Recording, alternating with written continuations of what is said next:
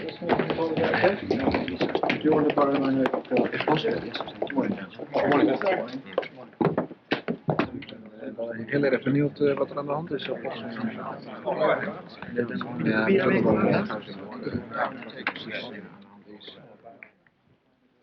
Right, gentlemen, we won't waste time.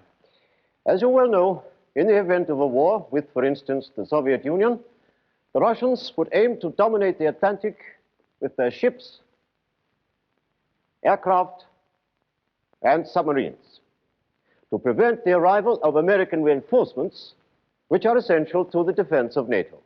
So it is not surprising that the majority of their fleet is based up here at Murmansk, which is their only ice-free northern port. Now, although this gives them relatively easy access to the Atlantic, it would clearly give their ships and aircraft a far greater reach if they could first take control of the ports, airfields, and radar installations of northern Norway.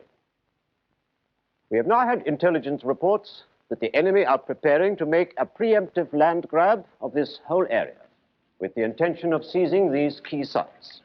Our task is to establish defensive positions at these sites or to recapture them should they fall into enemy hands. Gentlemen, the conference is open. I think, sir, that this sounds like a job for the Royal Marines.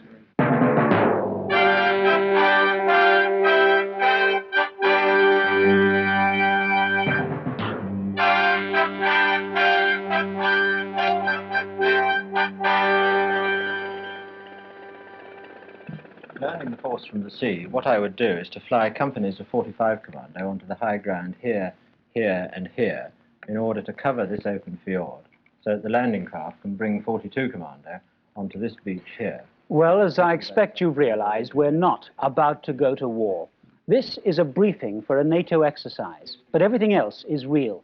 The danger, the need for constant vigilance, and above all, for men who can go into action anywhere and at any time that trouble threatens. This film is about such men, men who can fight equally well in jungle, desert, or snow, men about whom it is said nothing is impossible, the men of the Royal Marines. Later, we'll be going into action with the commando units in Norway. But first, just who, or what, is a Royal Marine? Well, before you get to thinking that he's some kind of Superman, perhaps we should go back a year or so. Then, it was a very different story. Get over here! Okay, that'll do you there. Answer your names. Burton. Corporal. Duncan. Here, Corporal. Green. Corporal. Maberly. A printer, a house painter, an apprentice bricklayer, a filing clerk, and some who have just left school. Not much in common, except perhaps a spirit of adventure, a feeling of wanting to prove themselves, to start a different kind of life. And say after me. I, Craig Maberly, Swear by Almighty God. swear by Almighty God That I will be faithful and bear true allegiance. that I will be faithful and bear true allegiance. Next thing you've got to find are 2 pairs of gloves. 1 green woolly pair, 1 white cotton pair. These are the ones you're going to do most of the work in. In the beginning, it's more or less what you'd expect. Haircuts, a seemingly endless issue of kit, getting used to the idea of a uniform, and suddenly everybody having 2 left feet. There's a lot to be learned, so as soon as you settled in, the training begins. Now!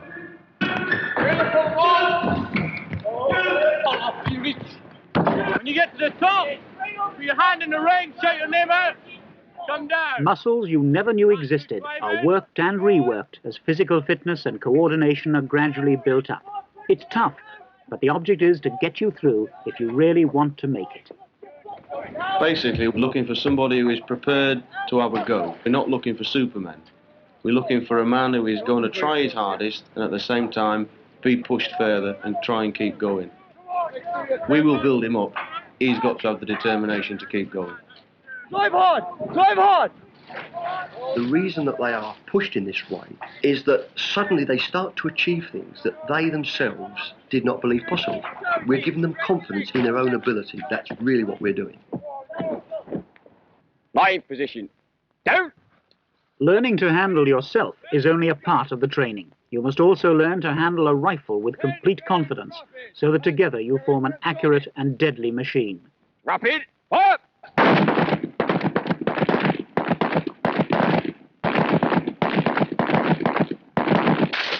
And you'll be taught to fire the other weapons carried by the Royal Marines, such as the GPMG. Up!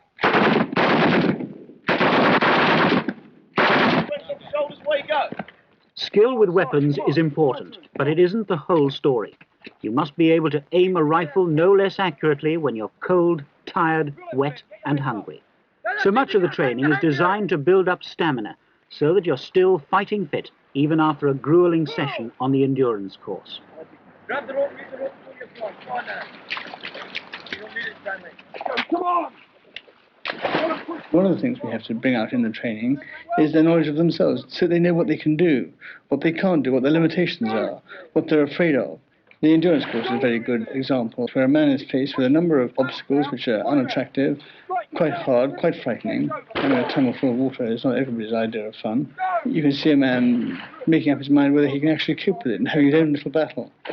And by succeeding, by overcoming these problems on his own, he will then develop his confidence and build on that.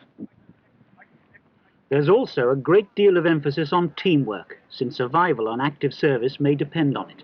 This is the speed march, 9 miles in 90 minutes, and the aim is to complete it together. All through the training, we cultivate this business of me and my chum, known as the buddy system, where they help each other along. The strong will help the weak, and the clever the less clever, and so on. Individually, most of them could do the speed march without much trouble. The important thing is that they do it as a team. And in that way, we develop team spirit, which is an enlargement of the buddy system. And I think this is very fundamental to our training.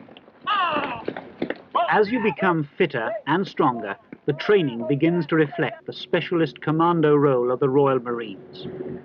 As the Navy's soldiers, Marines need to be highly skilled in amphibious warfare.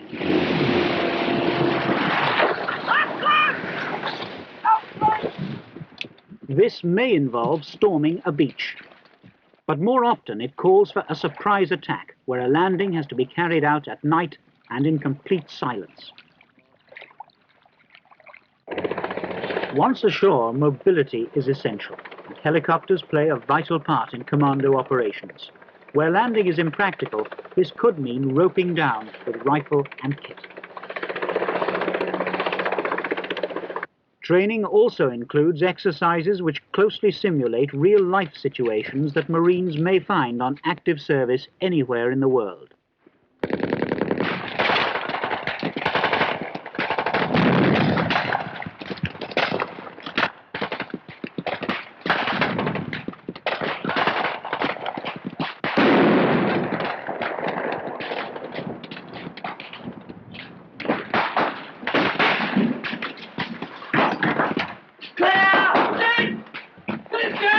This kind of action calls for expert teamwork. Notice that no man makes a move unless he's covered, and then he, in turn, covers the man in front. This makes for an efficient operation, since you naturally fight with much more confidence when you know there's always someone looking out for you. Unarmed combat. Swimming with full kit and rifle. Tackling the Tarzan course. And down you go, up, push, good one. Climb up to one side, in one hand on each side of the net, punch right through, that's it, good. And away you go then. The pressure continues to build as every obstacle leads to another, each demanding more determination and skill. That's it, good, and down you come. And then it's over. The longest and toughest basic training in any service culminates in the King's Squad passing out parade.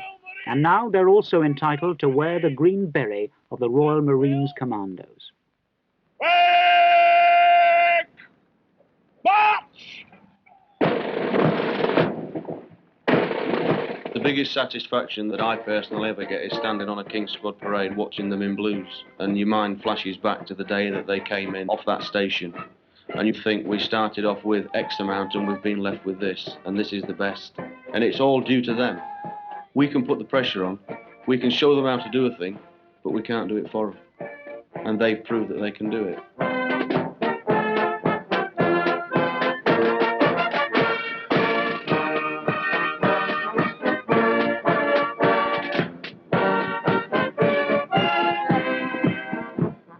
As trained Royal Marines commandos, they are ready to go into action anywhere in the world. This can range from duty in Northern Ireland to sailing in a frigate on the high seas. But at present, one of the Royal Marines' major tasks is the protection of NATO's northern flank. And this means Norway, where the brilliance of sun on snow can blind, where the bitter cold of the Arctic winter can be more dangerous than any mortal enemy, and where learning the art of survival is a major priority.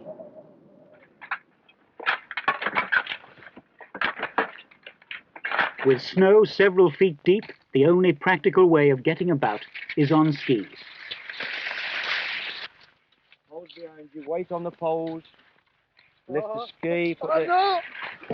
But there's a whole new technique to be mastered when your feet are suddenly 8 times longer than before and have developed a will of their own. And the next. Bend your knees, come on. Hands in by your side. And when you do find your ski legs, there's a 70-pound pack and a rifle to be carried as well. But with this equipment, the Royal Marines Commando is virtually self-sufficient, and a section like this carries all that's needed to live and fight in most conditions. Okay, pull together. Living and working together is basic to survival in the Arctic. Every man carries in his pack a piece of canvas. These clip together to make a tent large enough to live in reasonable comfort. The kit even includes a stove, though the quality of cooking can't be guaranteed.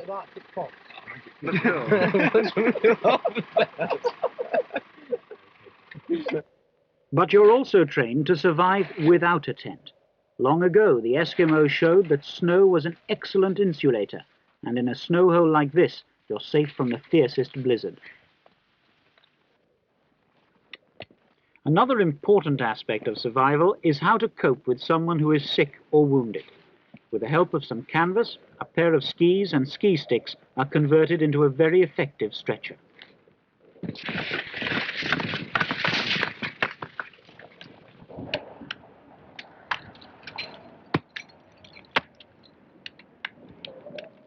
With this kind of preparation, it isn't long before a new Royal Marines Commando emerges, skilled and resourceful, ready to be put to the test in exercise conditions which are as real and uncompromising as possible.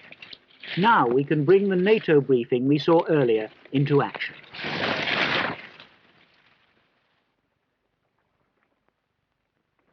It begins quietly with a reconnaissance on the edge of a remote bay in the Arctic.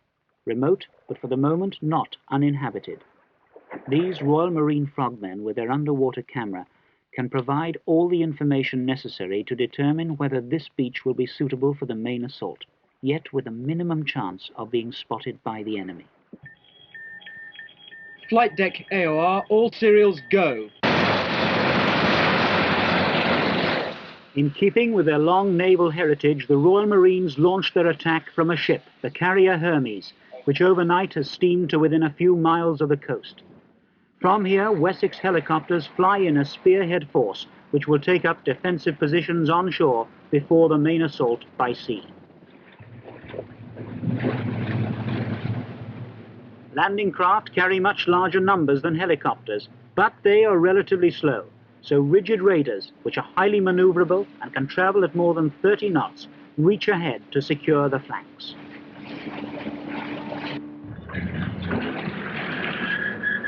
Prepare to bait!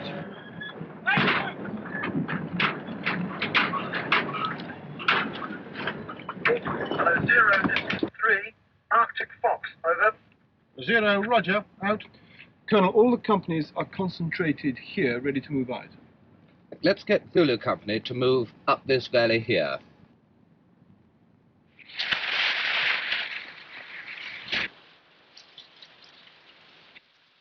While the lead troop advanced towards the first objective, a small group of Marines are parachuted ahead of them into the vicinity of the target to carry out a reconnaissance and report back on any enemy activity in the area.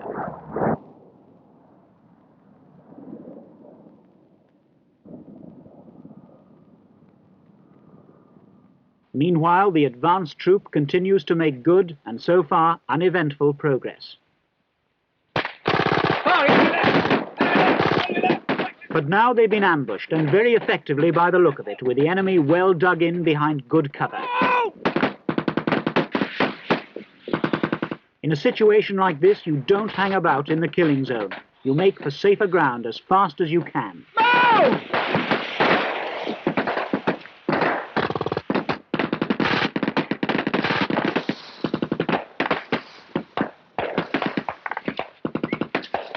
From the shelter of this hill, they're in a much better position to give covering fire for the rescue of the wounded, and the troop commander has time to assess the situation before calling for support. Hello 1, this is 1-1 at Sitrep. We are pinned down by a machine gun plus a section. Send assistance, over. This comes quickly in the form of 81mm mortars set up 4,000 meters further back, from where they can be directed by radio for maximum effect.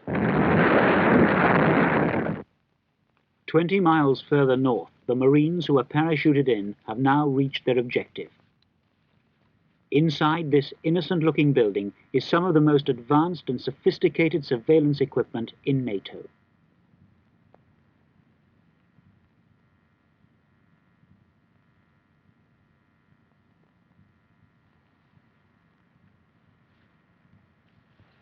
Right, we've got a problem. Radio back to 0. Enemy have occupied the radar station. We're going to need reinforcement. Help comes fast, even over rough country.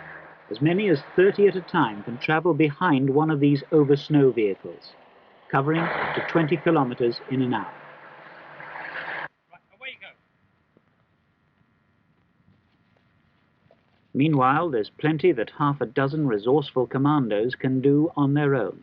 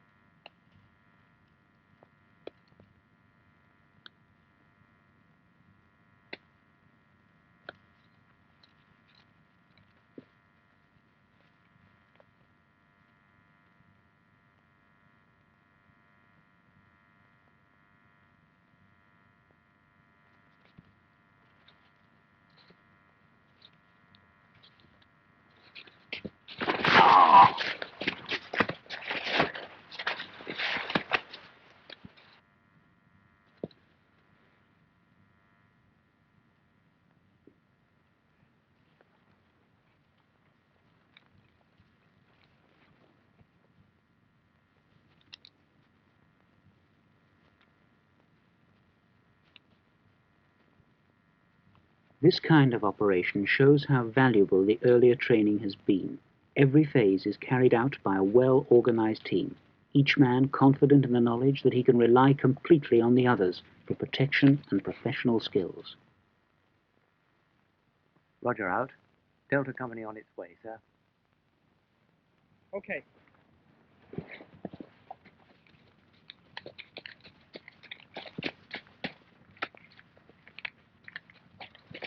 Delta Company standing by, sir.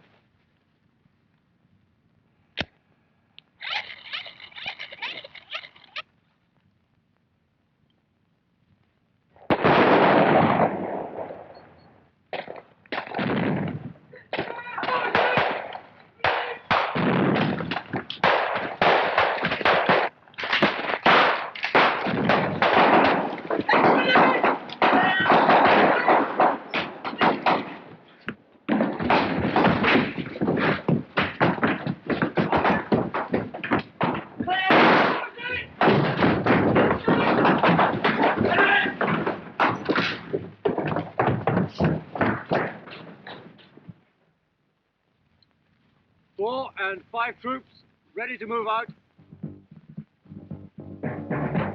The job completed, it's time to move on. Another objective must be reached by nightfall. It means a move over several miles of rough country in deteriorating weather. A daunting task at any time, still more so for men who have already traveled for many hours in the bitter cold. But then these are not ordinary men. They are the Navy's soldiers, the men of the Royal Marines.